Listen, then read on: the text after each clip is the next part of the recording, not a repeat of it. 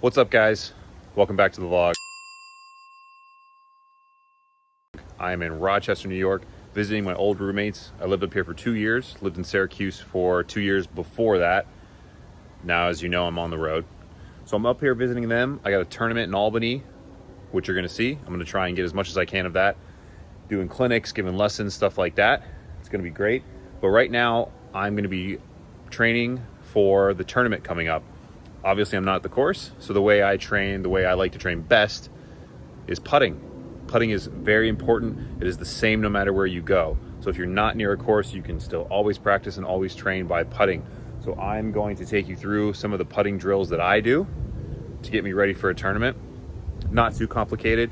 And actually, I'm pretty lucky right now because they have an awesome backyard with multiple baskets. It's gorgeous out here. It's a little nippy, but that's all right. And you might be wondering about the hat, and to that I say it's okay to be jealous sometimes. Not all of us have the same fashion sense as the rest of the world, but figured I'm close enough to Canada, I gotta get myself one of these, you know. If you don't own one of these, you're probably a hoser, eh? Now that I've offended all the Canadians. Here we go. All right, to start off with the warm-up, very simple. Take 2 to 3 to 4 to 5 paces away from the basket. Have as many putters as you can. I am traveling, so I only have, I think, 6 or 8. Doesn't matter. 10 is my most preferred. Take those steps away from the basket. Do your regular putt. Make it all 10 times. If you don't do that, you have to repeat. If you miss one, repeat. Make sure you make all 10. Once you do that, take another step back until you get to like 7 or 8 paces. And we'll go from there.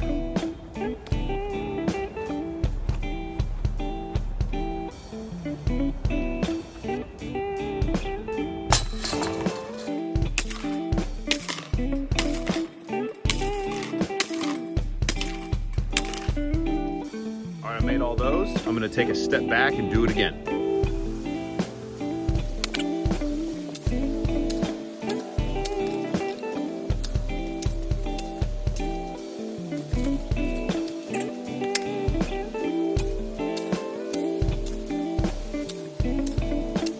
And the other thing you can do is you have a secondary putt. Everyone should have a secondary putt. It usually should just be straddling, right? Secondary putt, mix that in, get the secondary putt going. There's usually never a round where you don't have to use a straddle. Sometimes there is, but you just want to be able to use it, guys. Like, for real, like, do it.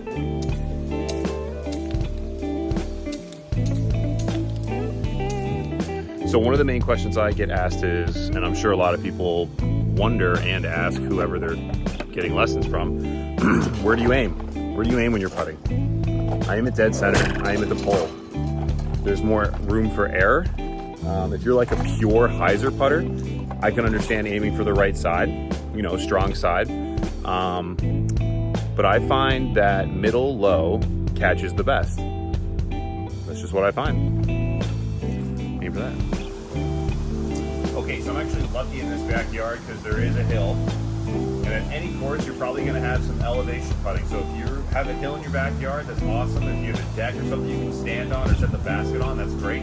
If you need to go to a course to practice this, go do it. I used to do that when I first got started. So you have a hill here, practice the same thing going uphill and going downhill. Simple as that. Cover your bases.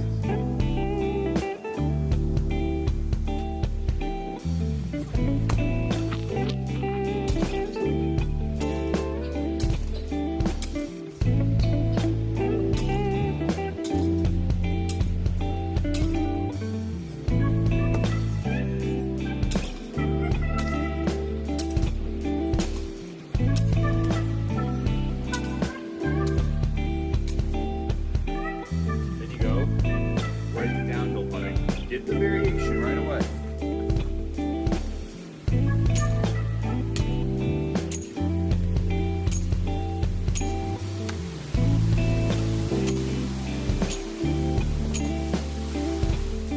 All right, well, you get the gist of it. I'm not going to go through everything, but some key notes are: do what you're comfortable with to start, get the blood flowing, get the energy going, remember the flow of your mechanics, move yourself back each time you make all of them. You miss, maybe you give yourself, I missed one from this distance, not a big deal, move back, that's fine. After you're done making the ones you're comfortable with, I want you to go to where you are the most uncomfortable inside the circle. So if that's 25 feet for you, that's great. If you feel bad missing at 25 feet and you miss there a lot, putt from there. If you feel bad, if you don't feel bad missing 25 feet, move up to 22. If you feel bad, for me, I feel bad missing right inside the circle's edge inside, 30 to 33 feet. That's my weak zone. So that's what I practice the most, honestly. And then from there, move your way back. Get some of those jump putts in if you're a jump putter. I'm a straddle jump putter. Make sure you're covering all your bases so that when you go take a putt in the tournament, it's not foreign to you that week. You know what you're getting yourself into. You know what that feels like. And that's it. And wear funny hats. I don't know. That's all. All right, bye. All right. All right, goal is to make it into one here, and then make it into one over there, and make it into one over here. Let's see if I can do it.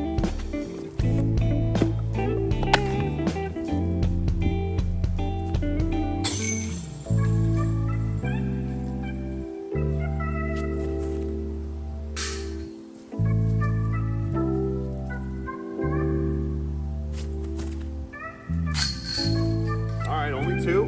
I'll let you know if this one goes in. I don't want to change the camera. That was love. That was love. All right, that's it. This is Inside the Chains with Dan Brooks Wells, where you get an insider look on a disc hitting chains in a basket in a world where disc golf takes over. Okay, I'm gonna try to throw it from that deck. It's pretty far. It's gonna be fun.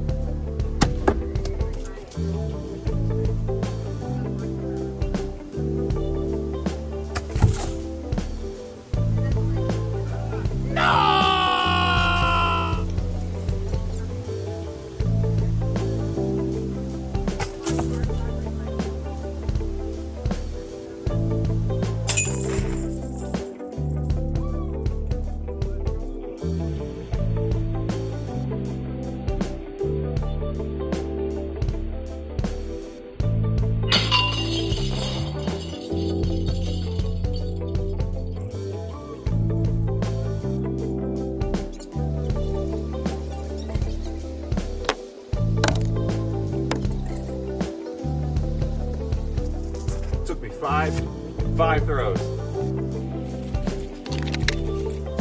I did lose one over the fence though, so. Tell me if this is you. Every time you throw a disc or a baseball, anytime anything goes over a fence, look what I have to crawl behind to go get this. Anytime something gets thrown or hit over a fence, you think of Sandlot. And you think the next door neighbor, you think they're cruel no matter what. Just because of that movie. You think they're cruel no matter what, just because of that movie. That movie ruined Neighbors for everybody. But remember at the end, he was actually a really good guy. Oh, there's a dog. There's like a huge dog barking, just like in Sandlot. Okay, I'm out.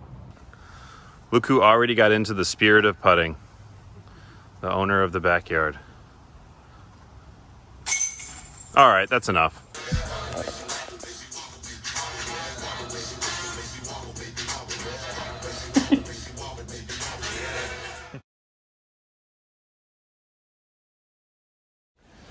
Thank you guys so much for watching. Please comment stuff you do to get ready for tournaments. Please subscribe, please like, all that stuff. Thank you to Chelsea and Justin for letting me film in their backyard, and Lucy for the sweet dance lessons at the end. I'll never be that good.